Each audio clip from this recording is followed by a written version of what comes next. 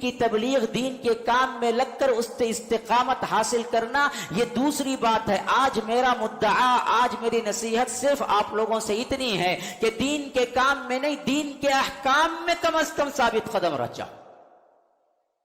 جب تم ثابت قدم رہ کر گناہوں کی طرف نہیں پلٹو گے رمضان کے بعد، پھر دین کے کام کے لیے بھی آ جاؤ گے۔ لیکن آج میرا مطالبہ یہ نہیں ہے کہ دین کے کام کے لیے لگ جاؤ، دین کے کام میں استقامت اختیار کرو، بلکہ میرا چھوٹا سا، بہت چھوٹا سا مطالبہ ہے کہ جن عبادتوں کو تم نے رمضان میں لازم کیا اور جن عبادتوں کی تم نے پیروی کی، جن عبادتوں کے لیے تم نے وقت نکالا، جن عبادتوں کو تم نے فرض جانا، اللہ کے لیے پھر اس کے بعد روگردانی جانتے بوجھتے نہ کرو۔ جنہوں نے رمضان المبارک کی عظمت میں داڑیاں چھوڑ دی، اللہ کی قسم اگر وہ چاند دیکھنے کے بعد حجام کے دکان میں جائے داڑھی کٹوائے تو وہ ایک گناہ نہیں ہوگا، وہ مجرم ہوگا، مجرم جو جانتے بوجھتے رب کے پاس بغاوت کرتا ہے۔ اللہ باغی کو معاف نہیں کرتا،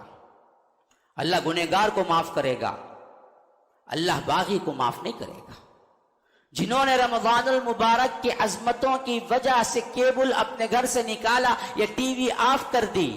چاند دیکھ کر انہوں نے ٹی وی لگایا یا کیبل لگایا، تو یاد رکھو یہ گناہ نہیں ہے، یہ بغاوت ہے، رب سے بغاوت ہے، اللہ بغاوت کو معاف نہیں کرتا۔ جنہوں نے فحاشی اور اوریانی موبائل میں دیکھنا بند کر دیا رمضان کی عظمتوں کی وجہ سے، رمضان کے بعد پھر ان ویب سائٹوں پہ جانا یا ان کے لاگ ان کرنا یا ان کے جو بھی اکاؤنٹ کھولنا، اگر جانتے بوجھتے فحاشی کی نیت سے ہو تو یاد رکھو یہ گناہ نہیں ہے، یہ بغاوت ہے،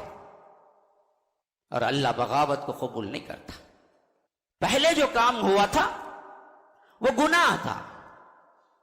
لیکن تم نے گناہ چھوڑ کے توبہ کی، اور توبے کا مطلب ہے ندامت، اور توبے کا دوسرا سب سے اہم ترین مطلب یہ ہے کہ اے اللہ میں پھر نہیں کروں۔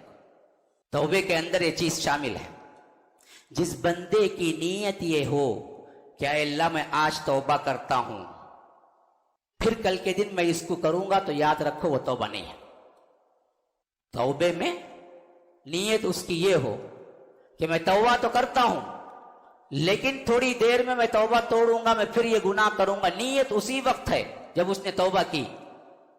تو یاد رکھو بھی توبہ قبول نہیں ہے رب کے پاس۔ تو جو لوگ یہ نیت کے ساتھ رکھے کہ رمضان المبارک کے لیے رکھ رہا ہوں داڑھی، رمضان المبارک کے لیے ٹی وی نکال رہا ہوں، رمضان المبارک کے لیے فحاشی کے اڈوں سے دور رہا ہوں،